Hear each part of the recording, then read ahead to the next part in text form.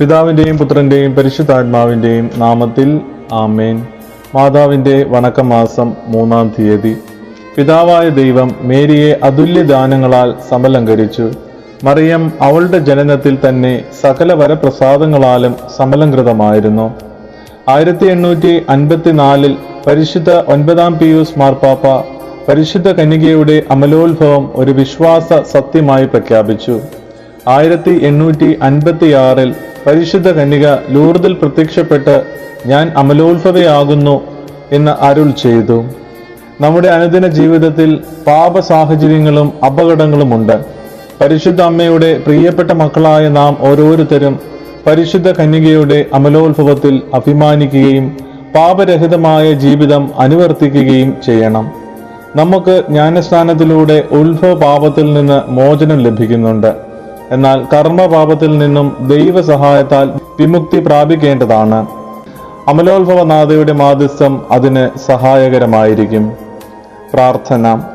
ദൈവമേ, അങ്ങ് പരിശുദ്ധ കന്യകാമറിയത്തെ അമലോത്ഭവം എന്ന സുവിശേഷ ദാനത്താൽ അലങ്കരിക്കുകയുണ്ടായല്ലോ. ഞങ്ങൾ അങ്ങേക്ക് കൃതജ്ഞത പറയുന്നു. അമലോത്ഭവ ജനനി, അങ്ങ് പാപരഹിതമായ ജന്മത്തെ അത്യധികം വിലമതിക്കുന്നതായി ഞങ്ങളെ അറിയിച്ചു. അമലോത്ഭവനാഥേ, പാപരഹിതമായ ജീവിതം നയിക്കുന്നതിനുള്ള അനുഗ്രഹം ഞങ്ങൾക്ക് നൽകണമേ. ആത്മശരീര വിശുദ്ധി ഞങ്ങളെ അവിടുത്തേക്ക് പ്രിയങ്കരമായി തീർക്കുന്നു എന്ന് ഞങ്ങൾക്കറിയാം.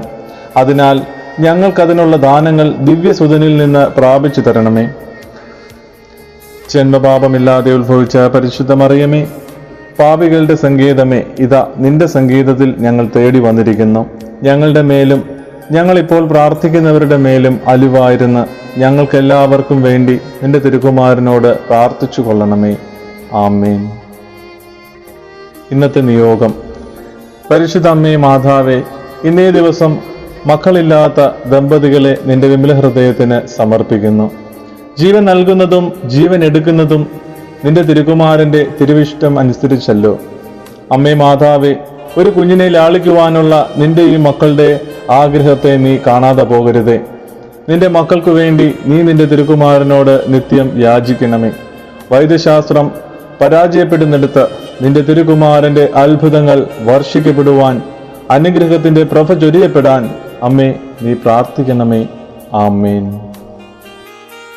എത്രയും ദയുള്ള മാതാവേ, അങ്ങേ സംഗീതത്തിൽ ഓടി വന്ന് അങ്ങേ സഹായം തേടി അങ്ങേ മധ്യസ്ഥം അപേക്ഷിച്ചവരിൽ ഒരുവനെയെങ്കിലും അങ്ങ് ഉപേക്ഷിച്ചതായി ലോകത്ത് കേട്ടിട്ടില്ല എന്ന് ഓർക്കണമേ.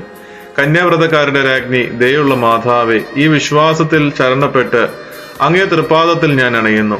നെടുവീർപ്പോടും കണ്ണുനീരോടും കൂടെ പാപിയായി ഞാൻ അങ്ങേ ദയാധികത്തെ പ്രതീക്ഷിച്ചുകൊണ്ട് അങ്ങേ സന്നിധിയിൽ നിൽക്കുന്നു. അവതരിച്ച വചനത്തിൻ മാതാവേ, എന്റെ അപേക്ഷ ഉപേക്ഷിക്കാതെ ദയാപൂർവം കേട്ടറിയണമേ. ആമേൻ. സ്വർഗസ്വനായ ഞങ്ങളുടെ പിതാവേ, അങ്ങയുടെ നാമം പൂജിതമാകണമേ. അങ്ങയുടെ രാജ്യം വരണമേ. അങ്ങയുടെ തിരുമനസ് സ്വർഗത്തിലെ പോലെ ഭൂമിയിലുമാകണമേ. അന്നു വേണ്ടുന്ന ആഹാരം ഇന്ന് ഞങ്ങൾക്ക് തരണമേ. ഞങ്ങളോട് തെറ്റ് ചെയ്യുന്നവരോട് ഞങ്ങൾ ക്ഷമിക്കുന്ന പോലെ ഞങ്ങളുടെ തെറ്റുകൾ ഞങ്ങളോട് ക്ഷമിക്കണമേ. ഞങ്ങളുടെ പ്രലോഭനത്തിൽ ഉൾപ്പെടുത്തരുതേ. തിന്മയിൽ നിന്ന് ഞങ്ങളെ രക്ഷിച്ചു കൊള്ളണമേ.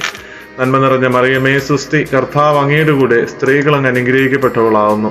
അങ്ങയുടെ ഉദരത്തിൻ ഫലമായി ഈശോ അനുഗ്രഹിക്കപ്പെട്ടവനാവുന്നു. പരിശുദ്ധ മറിയമേ, തമ്പുരാന്റെ അമ്മേ, പാപികളായ ഞങ്ങൾക്ക് വേണ്ടി ഇപ്പോഴും ഞങ്ങളുടെ മരണസമയത്തും തമ്പുരാന്റോട് അപേക്ഷിക്കണമേ. പിതാവിനും പുത്രനും പരിശുദ്ധാത്മാവിനും നാമത്തിൽ ആമേൻ. സുകൃത ജപം.